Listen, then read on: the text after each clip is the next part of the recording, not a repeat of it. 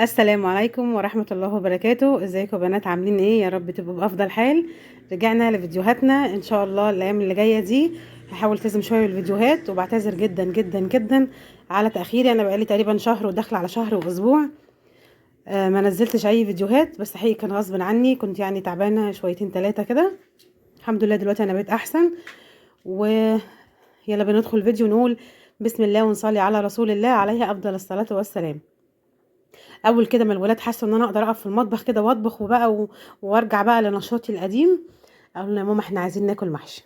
قلت خلاص مش هزعلهم، خصوصا ان انا عندي الخلطه جاهزه في الفريزر. والخطوه دي بتريح كتير قوي قوي قوي. هي عامه التفريزات بتريح ست البيت جدا. انا ما عنديش ديب في فريزر بصراحه، بس من وقت للتاني كده بحب مثلا افرز، يعني اكل مثلا 3 4 وجبات. يعني ممكن بالكتير قوي قوي ممكن اعمل تفريزات لمده اسبوعين، سواء صلصه بقى، سواء خلطه للمحشي، سواء مثلا بانيه، كفته. يعني بعد التفريزات كده نبقى نعملها في فيديوهات جايه. خصوصا الحاجات دي كمان بتنفع قوي في الغلا اللي احنا فيه ده. يا رب ارحمنا من الغلاء يا رب. فهننزل ان شاء الله حاجات مناسبة قوي للايام الصعبة اللي احنا فيها دي. اول حاجة عملتها خالص قطعت الورق الاخضر اللي هو بيبقى الخشن شوية ده. بيبقى بصراحة حتى لو اتسلق برضو بيبقى خشن شوية، فانا هسيب الاخضر اللي هو الناعم. لكن لو انت مثلا بتحبي تاكلي الخشن عادي، يعني هو مش مضر ولا حاجة، بيبقى زي الفل. بس انا بصراحة لا، بحب الورقة الخضراء اللي تبقى ناعمة شوية.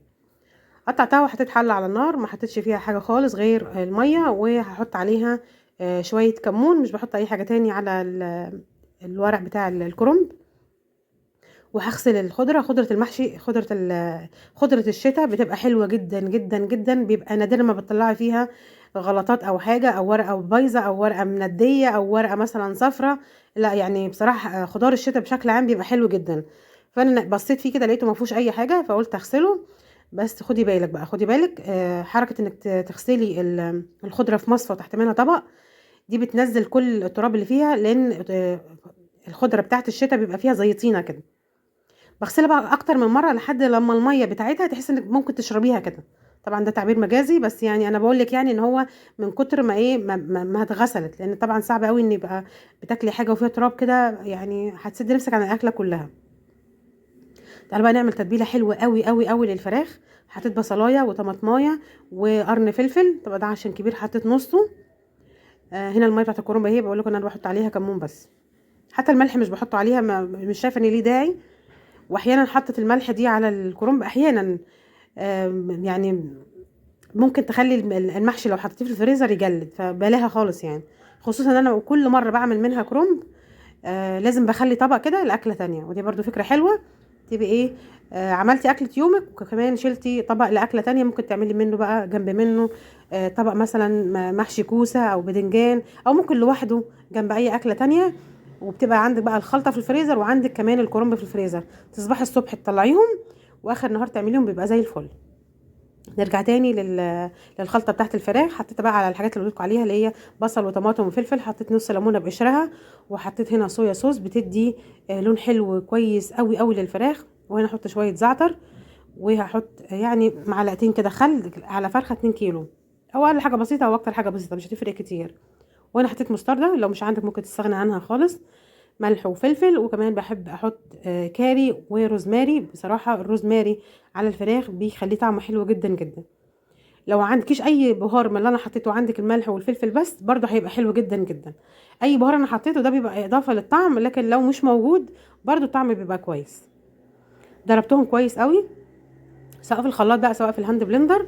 وهبتدي بقى اقطع الفراخ. انا الفرخه جايالي مع الكرومبه، فما فيش وقت ان اتبل، وكده كده الطريقه اللي انا هعمل بيها دي مش محتاجه ان الفراخ تتبل.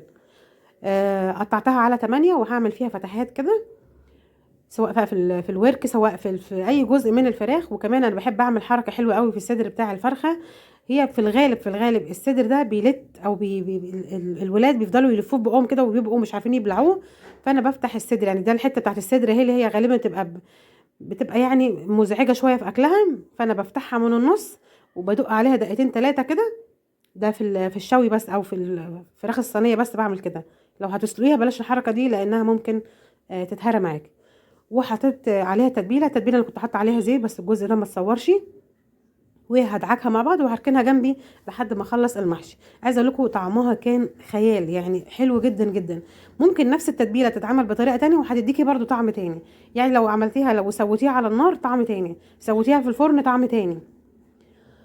المهم وادي الخلطه بتاعتنا المحشي، خلطه المحشي الجاهزه انا كنت عاملاها ازاي. انا كنت حاطه مثلا، انا هديكي مثلا معيار كميه واحده، وانت بقى بتكتري حسب حاجتك. انت بتحطي مثلا بصلايه كبيره مع حبه زيت مع نص معلقه سمنه ولا حاجه تدبل معاكي شويه، تتبليها ملح وفلفل اسمر. وبعد كده بتحطي الطماطم اللي انت عايزاها نص كيلو كيلو، وبسيبها تتسبك واحط عليها شويه خضره وعلى الفريزر بتبقى زي الفل. كانك لسه عامله المحشي، مفيش فرق ابدا ابدا. بس عشان تحييها بقى لما تيجي تطلعيها، وده الخطوه دي مش ضروريه يعني، بس لو حابه تعمليها. انا عشان كده كده عندي خضره جت مع الكرنبايه فقطعت شويه من الخضره، وكمان قطعت بصلايه ناعم شويه ودعكتها كويس قوي بالملح والفلفل وحطيت عليها الرز. لكن انا لو ما عنديش خضره طازه وعندي الكيسه دي بس، ما بعملش ولا موضوع البصله ولا بحط الخضره.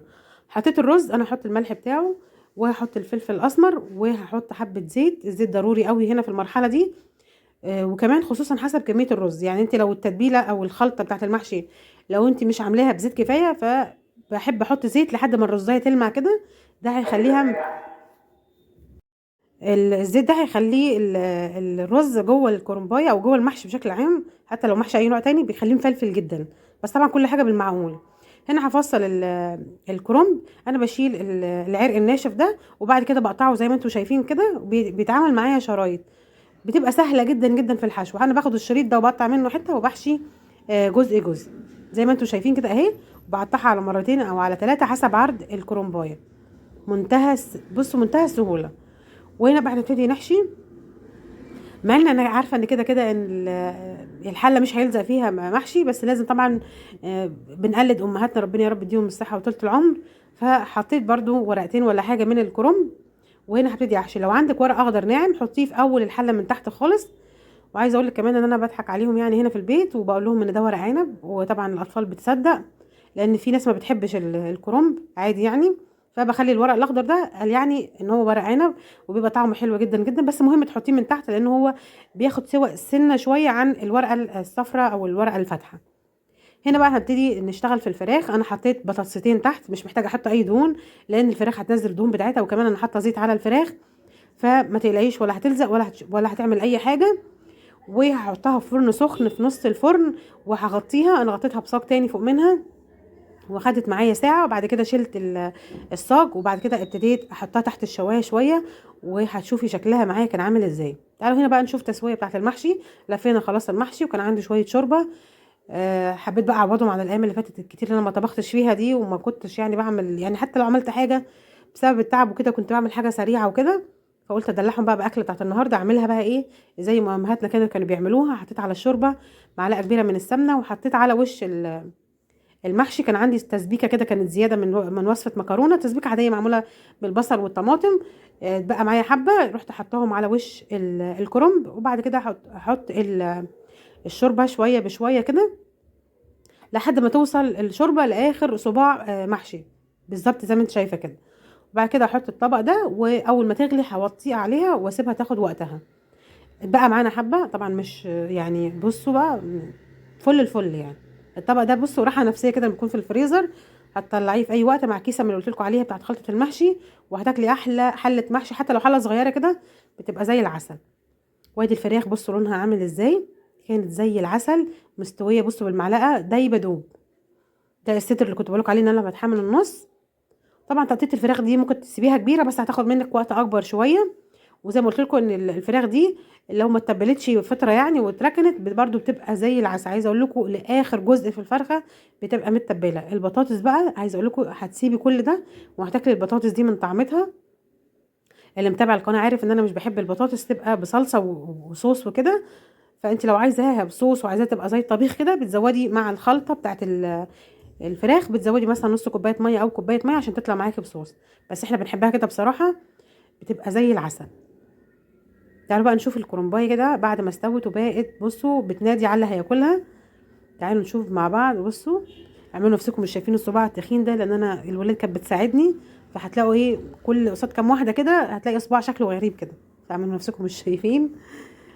هنهز الحله هزتين 3 كده، وبعد كده دي اسهل طريقه انك تغرفي بيها المحشي عشان ما يتهراش منك.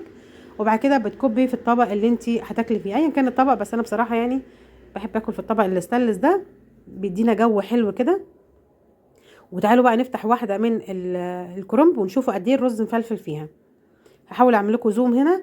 طبعا هو كان سخن جدا جدا، بصوا لونه، وبصوا عايزه اقول لكم كان طعمه زي العسل. عايزه اقول لك لو وصلت معايا لحد هنا في الفيديو ما تنسيش تعملوا لايك عشان الفيديو يترفع وعشان يتشاف، ولو انت اول مره تشوفيني اشتركي في القناه وفعلي الجرس للكل عشان يوصلك كل جديد. اشوفكم في فيديو جديد، يا رب يعجبكم الفيديو. استودعكم الله والسلام عليكم ورحمه الله وبركاته.